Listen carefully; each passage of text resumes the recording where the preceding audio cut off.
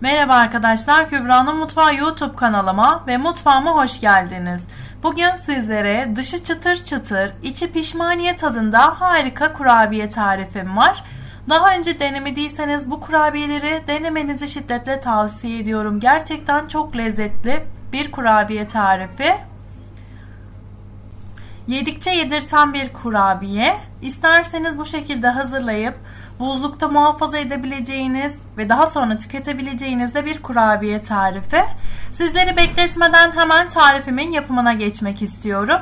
İlk olarak oda sıcaklığındaki 250 gram tereyağı veya margarinimizi uygun bir karıştırma kabımızın içerisine alalım.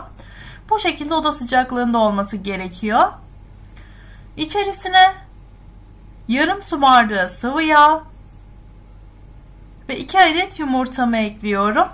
Daha sonra malzemelerimi güzel bir şekilde yoğuruyorum. Bu aşamada çırpma teli de kullanabilirsiniz arkadaşlar. Az bir miktar karıştırmanız yeterli olacaktır. Ayrıca tarifi yarıya indirerek daha az hazırlayabilir, artırarak daha fazla kurabiye de elde edebilirsiniz.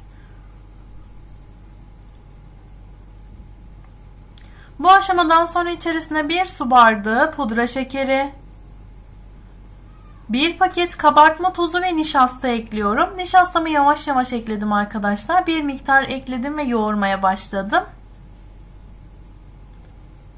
Daha sonra biraz daha ekleyerek yoğurmaya devam ettim. Toplamda 4 su bardağı nişasta kullandım. Ben tariflerimde buğday nişastası kullanıyorum fakat sizler buğday nişastası yerine mısır nişastası da kullanabilirsiniz.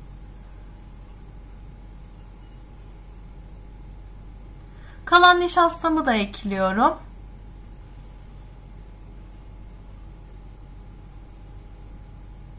Yoğurmaya devam ediyorum. Son olarak unumu da ekleyeceğim ve çok az bir miktar daha yoğurduktan sonra kurabiye hamurumun kıvamını ayarlayacağım. Kurabiye hamurlarında çok fazla yoğurmamanız gerekiyor arkadaşlar. Çok fazla yoğurduğunuzda içerisindeki yağ elinizin sıcaklığıyla erir ve eklemiş olduğunuz unun miktarı artar. Unu fazla eklediğinizde de kurabiyeleriniz istediğiniz gibi pişmez ve güzel olmaz. Son aşamada unumu da ekledim ve bu kıvama gelene kadar yoğurmaya devam ettim. İçerisine toplamda 1 su bardağından 3-4 yemek kaşığı fazla un ekledim. Kıvamı bu son aşamada bu şekilde oluyor. Ele yapışmayan yumuşak kıvamlı bir hamur yapıyoruz. Ve artık şekil verme işlemine geçiyoruz. Şekil vermek için ceviz büyüklüğünde parçalar alalım ve elimizle yuvarlayıp pişirme kağıdı sermiş olduğumuz fırın tepsimizin içerisine koyalım. Bütün kurabiye hamurumuz bitene kadar aynı işlemi uygulamaya devam edelim.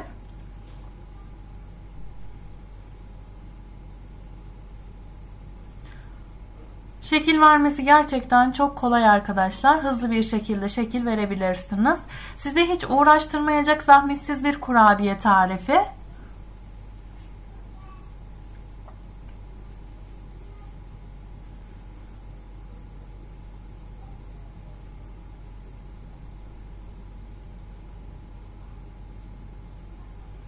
Kurabiyelerimin hepsini hazırladım. Fırın tepsimin içerisine dizdim. Önceden ısıtılmış 170 derecelik fırınında kontrollü bir şekilde pişiriyorum. Kontrollü pişirmenizi tavsiye ediyorum. Herkesin fırını farklı olduğu için süreler farklılık gösterebilir.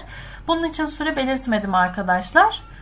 Kurabiyelerim soğuyana ya da ılıyana kadar bekliyorum. Ilıdıktan sonra son aşamasını tamamlamaya geçiyorum.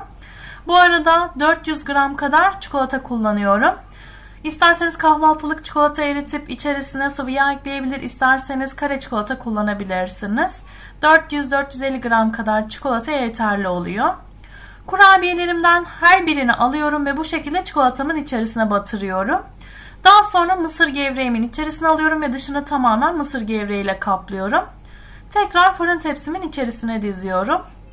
Dış kısmını kaplamak için de mısır gevreği kullandım arkadaşlar. Bütün kurabiyelerim bitene kadar bu şekilde hazırlamaya devam ediyorum. Hepsini hazırladıktan sonra buzdolabıma koyuyorum ve 15-20 dakika kadar dinlendiriyorum. Dediğim gibi isterseniz buzluğunuzda saklayarak dilediğiniz zaman servis yapabilirsiniz. 10-15 dakika dinlendirdikten sonra sizlere kıvamını göstermek istiyorum kurabiyelerimin. Hazırlaması sadece bu kadardı. Yedikçe yedirten çok lezzetli bir kurabiye oldu. İç kısmının Pişmaniye tadında, dışı da çıtır çıtır arkadaşlar. Yiyen herkes bu kurabiyenin sizden tarifini isteyecektir. Tam tutan bir tariftir. Gönül rahatlığıyla deneyebilirsiniz. Şimdiden yapıp deneyecek olan herkese afiyet olsun. Kanalıma abone olmayı ve yeni gelecek olan videolarımdan ilk siz haberdar olmak için zil sesinizi açmayı unutmayın. Sormak istediğiniz sorularınızı ve beğenilerinizi yorumlar kısmında belirtebilirsiniz. Tariflerimizi sevdiklerinizle paylaşarak daha fazla kişiye erişmemi sağlayabilirsiniz. Beni izlediğiniz için teşekkür ederim. Bir sonraki videomda görüşmek üzere, hoşça kalın.